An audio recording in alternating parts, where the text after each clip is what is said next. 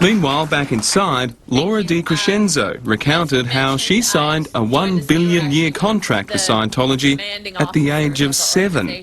Later, she claims, she was forced to have an abortion. I was told by the commanding officer of my organization that she immediately started telling me that at this point the baby wasn't a baby, it was just tissue.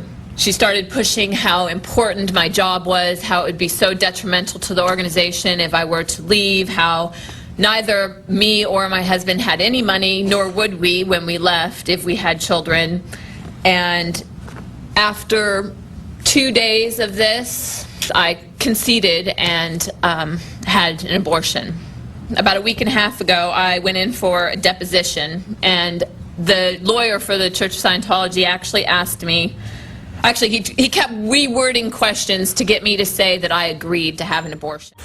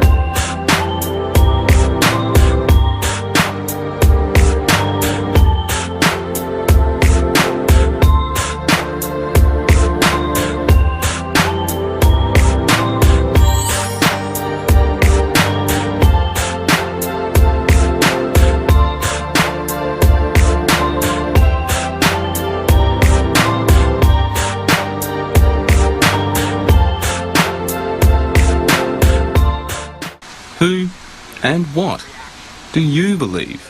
In Scientology, we believe that anybody's abilities are potentially godlike. Godlike. Godlike.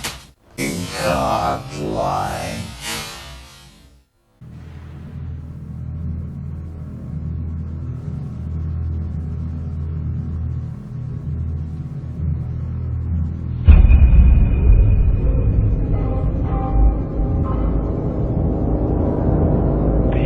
So you make a list of hypotheses.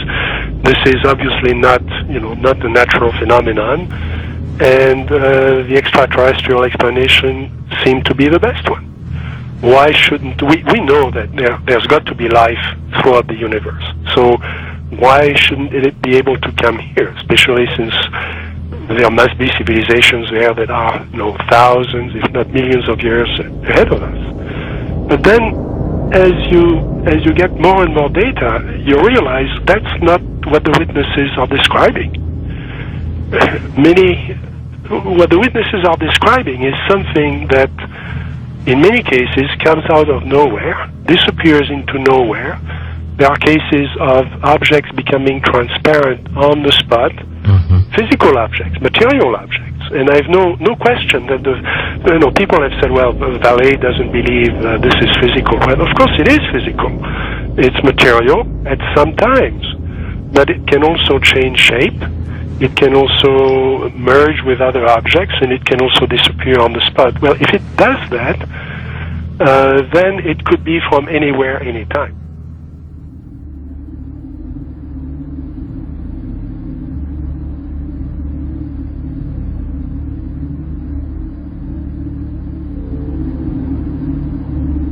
We always try to discredit the old legends, trying to say, no, these people were crazy, they thought everything was possible. But now we have the videos, and that's the big difference. Could you believe There are videos now of probably angels in the sky.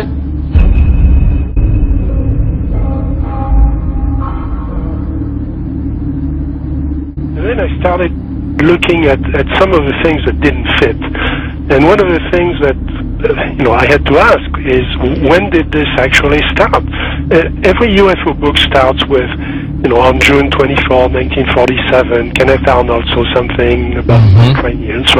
Well, that's not really true. I mean, we have data from the 30s and the 20s and from 1896 and 1897 all over the United States, and then you can go back in history. And many people don't want to hear that. They want to hear that this is, if you follow the first level extraterrestrial theory, then ETs, discovered us when the atom bomb went off and they came here to study us.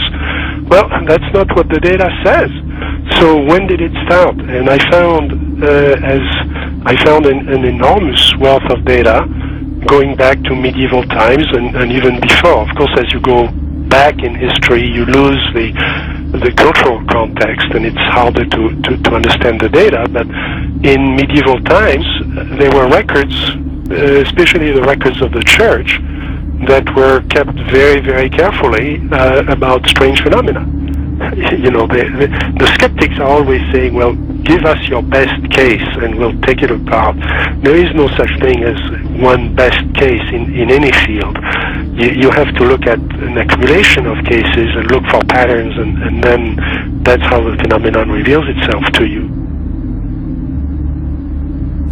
And for a long period of time, or for a period of time, I believed it was extraterrestrial. I now believe it is interdimensional, the phenomena. In other words, we're looking at so-called spirit beings from another dimension. And I back this up in the new book by equating it to ancient manuscripts where these beings manifested to human beings and what their reactions were, and then comparing it to reactions present day of people who have had encounters, and the similarities are striking.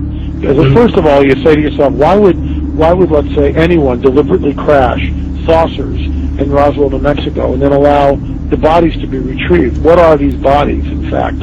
And it took me a long time to figure this out. And this is a theory, okay? There's a difference between the grays, the little guys, right, that we see that have now been enculturated with the big black slanted eyes that are about 4 feet tall. All right, those, let's just call them the grays because pretty much everyone knows them as grays. But there's another creature which people and abductees talk about that they see on board the ships, and these are tall beings, and they assume different forms. Sometimes they can appear as reptilian, other times they can appear as insectoid, other times they can appear as Nordic. In other words, in my opinion, they're shapeshifters. Now, why would I say that? What backs it up? There's a scripture, once again, from our spiritual handbook, which says that basically fallen angels can appear as angels of light if they so choose. Okay. They can appear as angels of light if they so choose. That's a shapeshifter. But it shapeshifts. It can appear as whatever it wants to appear. Insectoid, reptilian. Who knows what the thing really looks like? In my opinion, it's probably a reptilian. Apparently there was some sort of a confrontation. There was some sort of a war between these beings. Sides were drawn up. And we're kind of like, we're almost like cannon fodder in a way. This unseen war, which is happening in another dimension all around us that we don't see.